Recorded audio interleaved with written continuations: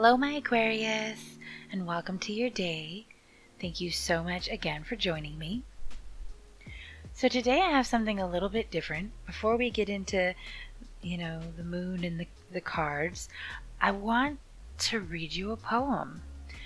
I was searching for inspiration earlier, and I remembered that I learned last week that Robert Frost's poems had been entered into the public domain.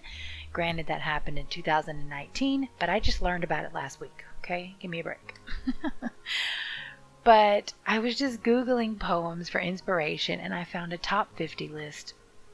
And when the fourth one down was the water, and the fourth sign is Cancer, that's me, ruled by water and the moon, I just felt really drawn to read these poems to you, one for each sign, starting with 1 with Aries all the way to 12 with Pisces, and you, Aquarius, you're number 11. So this is your poem. I hope you enjoy, and without further ado, Hope by Joseph Addison.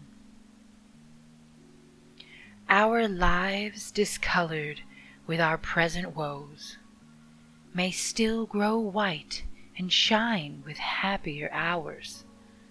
So the pure, limped stream with stains of rushing torrents and descending rains works itself clear, and as it runs refines, till by degrees the floating mirror shines, reflects each flower that on the border grows, and a new heaven in its fair bosom shows.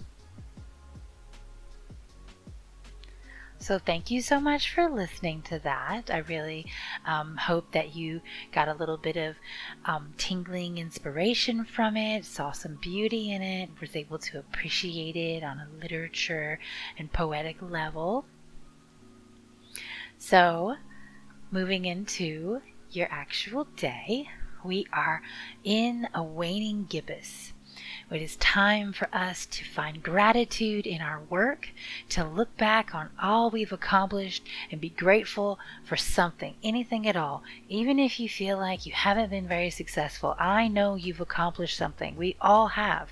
And I want you to find those things that you've done and just reflect on them with positivity and gratefulness that you were able to do even that. Whatever it is, you did that, you accomplished it, and you were great at it.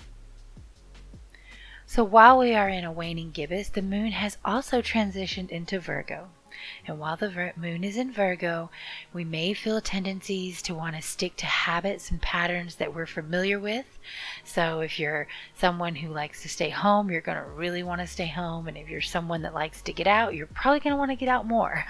So whatever you enjoy, just know that it's okay if you really just don't feel like going out of your comfort zones for the next couple of days. That's just Virgo affecting you.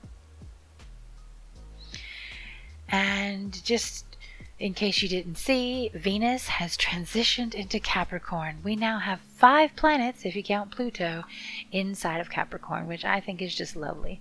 Some people say they're in Aquarius, but they're not. They are in Capricorn. Go to the telescope websites where they have to be pinpoint accurate, and you will see crystal clear on your little skylight app or whatever you have. They are in Capricorn. Okay. All right. So what I have for you for inspiration, a little bit different than I would have expected for sure. This is not a card that is traditionally associated with inspiration in any sense of the word. Just to say it bluntly, it's the Tower card.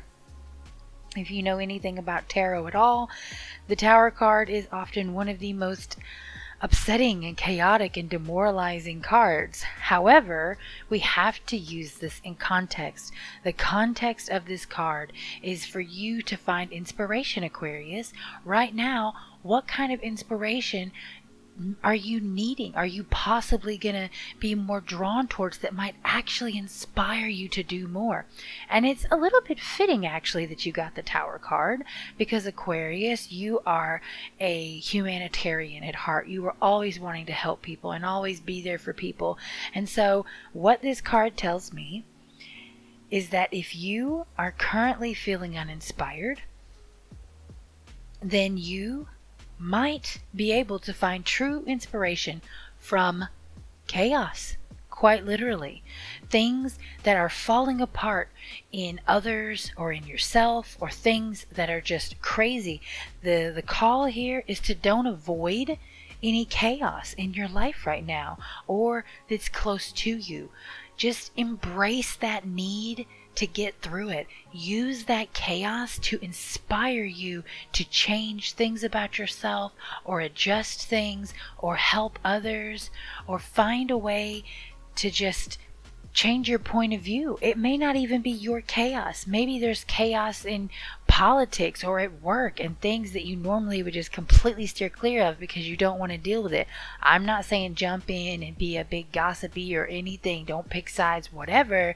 I'm just saying maybe examine it from afar. Give it a true look and see what is going on over there in the left corner or the right corner. Well, I'm not trying to be political, being more wrestling, and view that opponent, see what's going on there, and see how you could pull anything away to either be like, I definitely want to do something completely opposite to that, or that makes me think of such and such and such and such. I am not going to be able to tell you directly exactly how this would work, but it is a very interesting idea. It's almost an inspirational idea in itself to use chaos to create creatively, to be creative, to get your creative juices going. Through chaos, there can be beauty. And I think right now, my Aquarius, you need to use a little bit of chaos to get that creativity going. Let it help you, kick you into a direction, or kick your brain into a new way of thinking. So that's really all I have for you today. A card to focus your inspiration, and a poem to help you see something more creative and beautiful in a different way. Something you wouldn't have wanted or wouldn't have thought to give yourself. So I hope you enjoyed the poem. Remember, the Tower card is chaos. Let chaos inspire you, and I'll see you later.